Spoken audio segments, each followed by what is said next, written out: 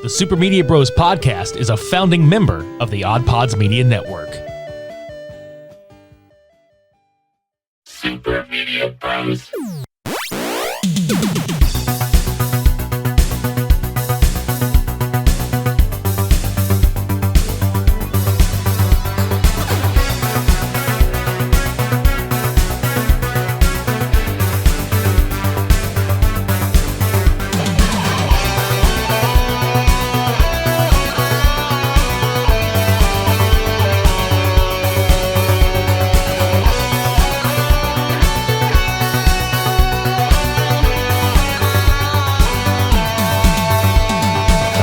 Mighty big everything. Mighty big soundtrack. Mighty big soundtrack. Yes. Welcome to episode 234 of the Super Media Bros podcast. I'm Richie. I'm Devin. We're going to talk about Bigfoot or Bust, goddammit. And this movie has been making the rounds on social media. I have seen it a lot going on everywhere, and I'm just like, you know what? I did have this on our to-do list, but I was like, we got to talk about this shit, dude. Like right now. And I know this is funny because it's like we're in the middle of Comic-Con. We're in the middle of San Diego Comic-Con. All the news is coming out. And I'm sitting here going, fuck all that. That'll come later. Anyway, we were moving along to Jim Wynorski's Bigfoot or Bust. Now, Jim Wynorski, we've covered a couple of his movies on this podcast before. Munchie, I know a lot of people that like Jim's movies are going to mention Chopping Mall, which that is absolutely going to be something we cover way later down the road. That is happening. But I think Munchie was probably the most recent one of his we covered, and that was with Mac and Me.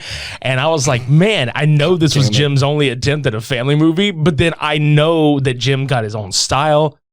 And my girl Lisa London is in this movie. She's been a guest on this podcast before, reviewed some of her stuff as well. Always a pleasure watching her in anything. And she's in the opening of this fucking movie, okay? And she and this dude are playing like a brother and sister team tracking Bigfoot. And it is fucking hilarious because like there's at one point where she calls him and she's like, or I think a brother calls her. It's like, have you found him yet? She says a line where she's like, oh, I'm so happy I could kiss you. And he's just like, that ain't right. She's like, why? Because you're my sister. Oh yeah, I forgot. I keep forgetting. Fucking like that line right there let me know exactly what the fuck we were in for.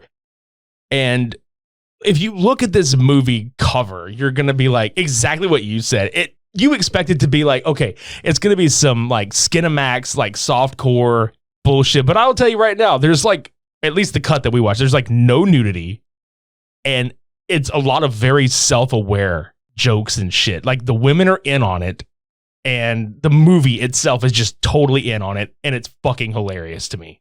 Yeah, you had said the cut that we watched. Is there a X-rated cut? Like, no, it's rated R. Like it shows that it's rated R or TVMA, but yeah, you know, there's some blurs, and then there's like a heart-shaped emoji whenever one of the girls gets out of the van. Yeah, and shit. yeah. And I'm laughing because I like it done that way. That's funny to me. Right, and while also making it a little more tasteful.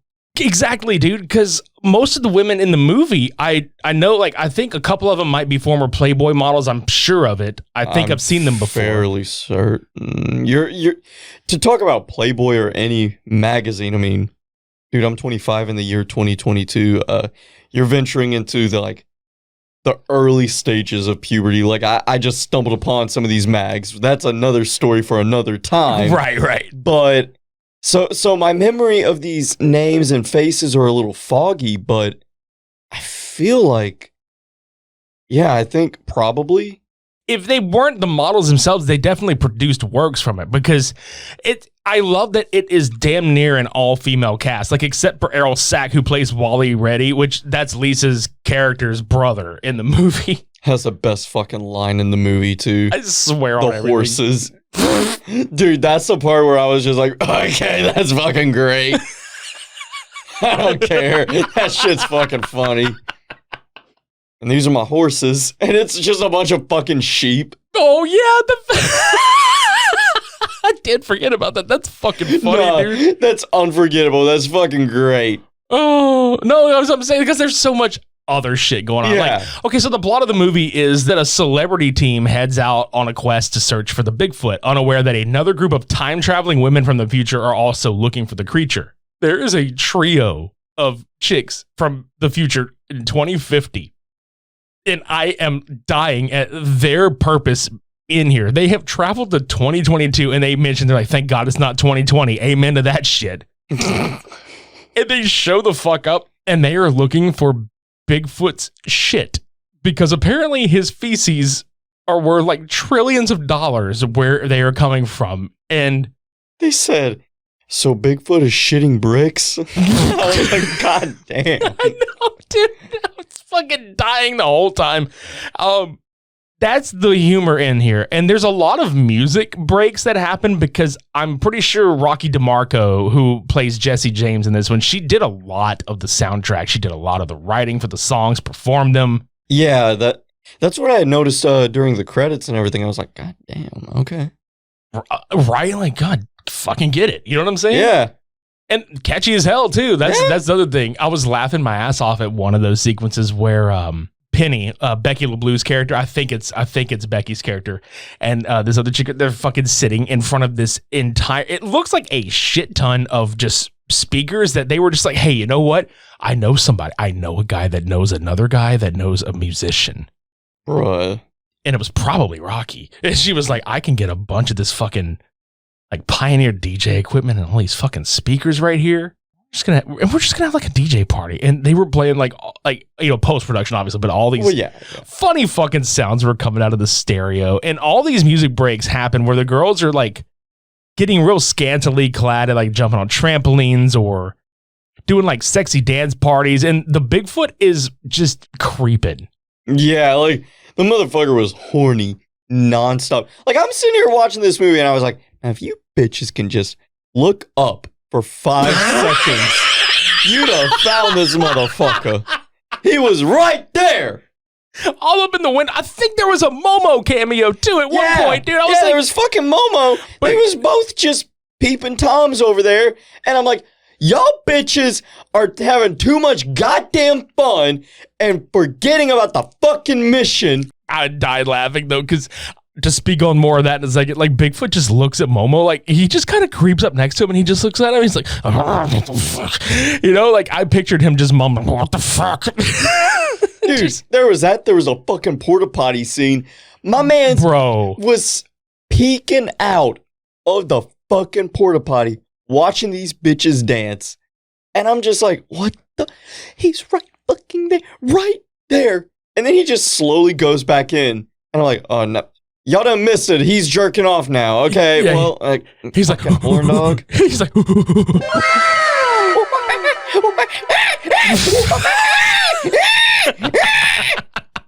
Jesus Christ, dude. Seriously, and then the fucking, oh my God. I love the fact that this Bigfoot is just he's like the happiest goddamn Bigfoot I've ever seen in my life. He's like, you know what? Nobody's fucking with me. I get to walk around this entire, I don't even know where the fuck they're shooting this at. Gotta be California. Oh, I know it's Cali, but everything is legal in California, dude. They don't give a fuck. This fucking Bigfoot is just walking around. He's like, bruh, there's like bushes for me to peek out of. There's big titties everywhere. Why didn't they should have just called this movie like Bigfoot or Bush, or like, God damn. I mean, he's in the bushes. It's like Bigfoot in the bush. No, but for real though, that motherfucker, he's got, you mentioned this earlier too. You mentioned this at one point. The Bigfoot's mask. Yeah. There's only one, like, it's just one mask. And yet it's the most expressive one mask I've ever seen. Like, just depending on the angle, it's almost like the mouth is moving and shit, but it's not. It's just the fucking angles. I don't know how they fucking did this. My man's be pulling the Hugo Weaving from V for Vendetta in that real. Bitch. I'm like, shit. The Bigfoot song number in this movie was goddamn hilarious. Oh yeah, the country song? Yeah, he's like driving a fucking car and he just careens off of a cliff and he's just like, yeah, here I am. I'm just walking around. Like nothing happened. I know we're sounding like we're going all over the place with this, but I swear to God, like that is really this movie. There's like plot to it, and then there's music breaks, and then more plot. The fucking one-liners, though. The one girl who is just like, I want to be famous. I mean, they all kind of like, I want to be famous, but I'm talking, I think it's Daisy May, if I'm not mistaken, because she just keeps looking at she's the one with the big harpoon gun, and she's like, I want to be famous. And they had like all these shots of them just kind of one-on-one where they're talking to the camera. It's almost like the old MTV reality shows, you know? I mean, that's the vibe I got. Yeah, no, same. The movie just is a lot of fun. It feels like, it may not be the intent, but it definitely feels almost like a self-aware parody of the Skinamax fucking shit from the 90s. Probably, yeah. There's no like legitimate like sexual content. Like the content itself has like sexy kind of like elements to it, but there's no like grotesque nudity. At one point, there's a shot of Jim himself. He interrupts a scene where the girls are taking their fucking clothes off. Like one of them's like, I'm a stripper, so I'm just going to start stripping. And he's like, this is director Jim Wynorski, and I'm stopping this footage right now, or I'm stopping this film right now because there's just absolutely too much gratuitous, and he just gets fucking pied in the face. Let me tell you something about that stripper Daisy, all right? How in the fuck? Okay, this whole cast is supposed to be like dumb bimbos and everything, right? Right. But her character was particularly dumb, correct? Supposed to be. How the fuck was she the smartest one in that fucking cabin whenever she was like, oh, didn't so-and-so say this, and that? But then if you look at the story overall, this don't make any sense. No. This is bullshit. Yeah, because the old girl gets like pushed off this like bridge cliff thing, and she lands on a pile of rocks, but just like nothing happened to her. Not she's a scratch. Like, that's what she said too. She was like, "There's not a scratch on her." Like, what the fuck? And I was like, "Yeah, she right." Yeah, Daisy May be right. Yeah, I looked to Richie. I was like, "How the hell is a dumb one the smart one?" I fucking fell out when he said that, y'all. I was just like, dude, you got a point. I wasn't even paying attention to like the fact. Well, I mean, like, I'm sitting there listening and I'm like, oh yeah, I know this, but then I didn't even think about the fact. I was like, oh, she the smart one of the group. Like, what the fuck? She the one with the harpoon gun too. So that means she should know how to use it. She's that smart. She's gonna fuck everybody up with that thing. I was listening to that shit. I was like, well, even a dead clock is gonna be right twice a day. Guess it's our turn. There's also a scene in the movie where these, I guess it's a couple, and they're driving in a vehicle, and the dude's got a combo TV VCR in the back seat that's like battery operated or some shit, and the girl who's driving him is bitching him out. She's like, you can't be stealing no more. You're going to go to the big house and all this other bullshit. And he's just, I am? Yeah, exactly. He's like, I am? She's like, yeah, you are. And he's just like, oh. Look, y'all, okay, I drive a garbage truck, okay, like outside of this. When they pull up to throw this fucking thing away, because she tells him, she's like, you're going to throw up, we're going to go past that creek up there. So, because apparently this is the part of the country that says crick instead of creek. So then she's like, we're going to drive past that creek up there and you're going to throw that shit away. Gotta be DeRitter. Probably. Bruh. Starks. Probably. Yeah, definitely Starks. Yeah, definitely. Don't ever visit Starks, Louisiana. Oh, fuck that place. Sweaty sack summer is approaching, and it's time for you to prioritize the comfort of your crotch. That's why the kings of crotch comfort, Manscaped, have spent 2 years designing the most comfortable boxer briefs out there. I've been testing these out, and I can honestly say it's the softest underwear I've ever had. It's so breathable that it's like gills for your groin. Manscaped has even trademarked the jewel pouch, so you know it's serious. I think it's time that you invest in your family jewels. Let your bulges breathe and get 20% off plus free shipping by using our code SUPER at manscaped.com. Let's say you're on a date and your partner catches that Manscaped logo on the waistband of your underwear. It's almost guaranteed to raise some eyebrows and act like a billboard on the highway to Pleasure Town. Because outside of just ball trimming, Manscaped is now focusing their efforts on helping out your thigh slappers in other ways with the game-changing boxers. The features on these boxers include the jewel pouch. It's a pouch designed to cradle your boys in their own special space, lined with perforated performance fabric to keep them well ventilated. Basically, just imagine your balls sipping pina coladas, chilling out in your banana hammock somewhere on a tropical beach. The micromodal fabric is soft, breathable, and it keeps your cucumber cool. Walk, run, strut. These moisture-wicking boxers breathe without breaking a sweat. And the tagless waistband hugs your body without digging in, and it lays flat against your skin to reduce chafing. The front fly opening gives easy access and makes your bathroom breaks quick and efficient.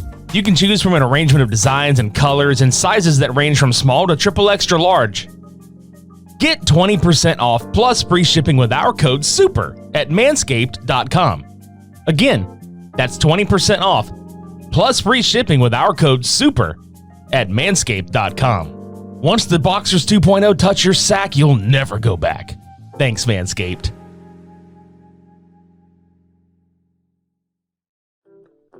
Hi, I'm Tina Jaramillo. And I'm Hillary Doherty. And we host the Muck Podcast, where we discuss the dark and sometimes weird true stories in American politics. Hey, Tina, did you know that Elvis crashed the Nixon White House for the sole purpose of getting a DEA badge, and it worked? What?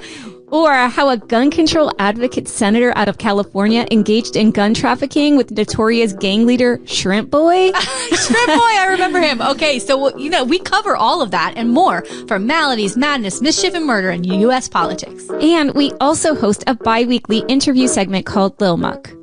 We interview politicians, journalists, activists, and others who share their experiences in politics. Find the Muck Podcast wherever you listen to podcasts and check us out on social media at the Muck Podcast. Anyway, so they go up to this dumpster on wheels, and I'm like, first of all, why this motherfucker on wheels? Because it could just roll. I know it's locking casters on it, but it could just roll off the cliff. It should just be there. Ain't nobody going to move it around with the wheels. A truck's got to come pick that shit up. Secondly, why this thing in the middle of nowhere? Yeah. I want to know what garbage route is like, let me drive 150 miles out of the way to just grab this one little 2 to 4 yard dumpster just sitting there full. That bitch looked like it hadn't been serviced in months. See, you're spitting out all of this, and I'm sitting here thinking this is illogical for the fact that it is still there, because I know damn good and well that a bunch of rowdy ass raggedy teenagers are going to be driving around. They're going to see that shit. They're going to look around and be like, nobody's here, and just push it off the cliff. Dude, I swear on everything. Maybe that's like a deleted scene. Maybe that's in the sequel. Yeah, maybe that gets revisited. It's like, maybe. I know how to trap the Bigfoot. Is there a sequel? I hope so. But it'd be funny if they were like, I know how to trap the Bigfoot. They just shove the garbage can whoop, and he just gets trapped in it. If there's no sequel, I want to be in it. I want to be in the upcoming sequel. Same. Let's do it. Yeah, I don't even care. If they were just like, hey, you want to fly out here? I was like, yeah, let's fly out there. I don't give a shit. It. I'll play a radio DJ in a scene. I don't give a fuck. What would I play? What's the perfect role for me? Hold on. Let's actually think about this. You're the mailman. A mailman. Yeah, you could be they could call you the package. And you could deliver the package. I actually know a dude that's named The Package. And that would be a very big tribute to The Package. You know what? Sign me the fuck up. All right. Bet. The role I'm born to play. Package. And then the women could be the package handlers. Hey, now we're on to something. All right. Bigfoot or Bustin'. That should be the name of the fucking sequel. Bigfoot or Bustin'. And there are two eyes and the bus in. So it looks like Roman numeral 2. Exactly. See, I like where you're going with this. See, we have ideas. But Bigfoot finds this fucking TV in the trash can. And because they had to make sure they said it was battery powered, because he just props his bitch on a rock and he starts fucking surfing through the channels. That one line strictly to fill in the plot hole. I'm like, well, all right, kudos to you. You thought of everything. But here's the best part. I know it wasn't exactly this, but my man's Bigfoot looked like he was scrolling through scrambled porn from the 90s. That's kind of like. My man's had that shit on the scrambled porn channel, and then my man's had that shit on Discovery Channel so that he could fucking hit the back button and go right to Discovery if somebody rolled up on him. I know of this back button very well. I think a lot of us know this back button very well. I'm pretty positive about that. It's still fucking funny to me, though, because he sees the Dr. Don in 3D show on that motherfucker, and he just has 3D fucking glasses. I don't know if they came with the TV or if he just is like, oh no, that man is just prepared. He's just packing all times. He's just packing a fucking like full blown set in his furry Bigfoot pockets. I don't know where he keeps them on his person, but maybe he has like, maybe he's like twisted some pockets out of his own fur. He's like, look at my satchel, look at my Bigfoot satchel, and he's got all kind of shit in there. Mace, nunchucks, 3D glasses, scotch tape. I mean, you never know. Can opener. Pack of Camels. You never know. Nah. He's not a Camels guy. He strikes me as more of a Marlboro Reds kind of man. Only because he sings country music. That gives me a perfect ad placement for him. Picture this, if you will. Bigfoot with an oversized cowboy hat. Marlboro Red just hanging out of his mouth. He's got his fucking Zippo lighter and he's ready to light it. And it's just a picture. You could meme this. He's just looking dead at the camera. And you know how the meme format is, where the top line and the bottom line is the punchline. I smoke Marlboro. Clicks lighter. You smoke cock. That's his line. Jesus Christ. I feel like I lost you on that one. God damn it. It's like I had this nice setup in here. I know you were expecting something probably really grandiose, but I'm just sitting here like, nah, that's some fucking goddamn Marlboro Red shit there. It's like, I smoke Marlboro, you smoke cock. It is. That's the most Marlboro Red thing I've ever heard in my life. We're not sponsored, by the way. And I just got done working fucking 86 hours in the last 6 days. And you spring that kind of shit on me. Fuck you, man. God damn. Fuck. But yeah, he finds the TV and he recognizes Dr. Don and he's just like, has this whole dream sequence of, which is fucking hilarious. Like, you remember the fucking dream sequence where he's like running up and she's running up and he fucking catches her in his arms. I'm like, Jesus Christ. Like, that's the stupid shit that this movie's got going for it. And when I say stupid, I mean like it's fucking great. Like this is up my fucking alley as far as like, if you're scrolling, I know you fuckers out there when you have your streaming services and you scroll and you see some of these movie titles, and you're like, what the fuck is this bullshit? Click this fucking title. Yeah. Click this fucking title. Because I do have to say, the fact that the space chicks show up and they find a huge hunk of Bigfoot shit. And they use their magical space powers to transport that bitch back to 2050. I hope it arrived in one piece, dude. Could you imagine being on the opposite end of that? Like, you're just walking and just a giant hunk of Bigfoot shit just flies out of nowhere and just... all the particles dissolve along the travels and it just sprinkles throughout the multiverse. And so there's just Bigfoot shit everywhere. Yeah. And then just one clump makes it to 2050 and it falls on your space Jays. And you're just like, what the fuck, man? The space Jays? Yeah, you got Jordans in space in 2050. I hope so. Michael Jordan is forever. I have some questions. Like, I don't want to spoil the end. However, I will spoil one credit piece because I have questions. I have big questions. My girl Lisa London, Rusty Reddy, ended up in jail for some kind of like murder charge. And she was just like, I didn't do it. I was innocent. And I'm sitting here like, I had to really think about it. I was like, my girl didn't murder nobody. I know she didn't. I kind of believe her. I didn't see it. That's what I'm saying, bro. She's sitting there. She's like, I'm innocent. I'm going to be like signing up as the lawyer. If they're just like, an attorney will be provided for you. I'm just like, I seen the movie. She didn't do shit. Release her. Yeah. I guess this will be touched upon in the sequel. She better be in the fucking sequel. And so must fucking Errol Sack, who plays her brother. Because that motherfucker bailed on his horses. Yeah. Bailed on his fucking farm. And he's armed and dangerous and wanted by the FBI for God knows what. Maybe that is the sequel. Bigfoot or Bust has a plot twist. Bigfoot is trying to bust the brother. What if Bigfoot works with the FBI? Yeah. We call him a cryptid because it's like, why can't we ever find the cryptid? It's kind of like Area 51. You ain't getting in that motherfucker. Dude, They have to hire him because think about it.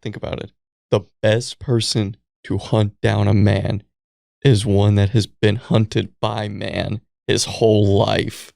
I love how it got from like the fun we just had with this movie. It is about to get fucking real. Like it's about to get real serious. Like you're going to have Bigfoot in camo. Dog. No, he's going to have just one tie with the sunglasses. Pocket protector. Yeah. Bruh, I think we just got hired. I fucking hope so. That'd be funny as shit. I'll fucking write the screenplay too. On God. Ain't even got to pay me for that mug. We do it for free. Yeah, we do it for the art, for the passion. And maybe a bag of Fritos or something. I don't know. Complimentary. What would I get? I'll take some like Chico sticks, the little like coconut and peanut candy. Oh yeah, I know. Oh yeah. Just like the little peel, like the extra long ones, or just like yeah. Ones? The long ones, like the cigar looking ones. Oh, right on. Yeah, You could. I like those. What about the candy cigarettes? What about those? Those are pretty fire too, but Chico sticks are my favorite. Yeah, I figured that. Yeah, and they're super cheap too. I feel like I'm not asking for too much. No, you know what? Fuck that. Fuck Fritos. I'll take it. Like those little fucking strawberry candies that like the old people always have in the fucking dish. Yeah, them old folk candies. That shit's lit as fuck, dude. I'd take that. Hey. I'll take a sack of those. I've never seen them in stores neither. They just appear out of nowhere in retirement homes. It's like magical. Yeah. That's why I want them. Dude, they're as elusive as Bigfoot. Oh, you know what? Those little Thin Mints too that they got? Ooh. The little tiny square ones? They're like thumb-sized. You talking about the ones like they leave at the Olive Garden? Or like the ones that are like Piccadilly or some bullshit? Yeah. See, we've devolved. We've devolved from Bigfoot or Bust to just how we would like to be paid for our contributions. Yeah. We ain't asking for much. And you better not cut any of this out because I want this as documented proof. This is how I expect to be paid for my services. Bigfoot or Bust is available on Tubi TV, Amazon Prime, pretty much any streaming service that you can rent or buy it. Please go rent it. Please go buy it. Or just stream it on Tubi because every stream goes back to the creators and we are all about giving back to the creators. And that's on Allah. That's right. Fantastic time watching. Shout out to Jim and all the rest of the cast and crew that worked on this movie. This is why we fucking do this show. Visit supermediabrospodcast.com for past, present, and future episodes. Check out all the other shows on the OddPods Media Network by visiting oddpodsmedia.com. Subscribe to us on YouTube. Follow us on social media. You can find us primarily on social media at supermediabros_ on Twitter. Leave us a rating and review at Apple Podcasts, Podchaser, GoodPods, Spotify, or you can just leave one at the website, supermediabros.com. Again, buy some motherfucking merchandise. In fact, if Bigfoot or Bust 2 happens, we have plenty of Super Media Bros tank tops that the girls would look fucking fantastic in. Wear that shit, because then we could advertise that our shirts now come in 3D. Yeah, one more thing. Let's make a movie. I'm down. All right. Thanks for hanging out with us this week, guys. This has been Bigfoot or Bust, episode 234. Until next week, I'm Richie. I'm Devin. Shades on. We're off.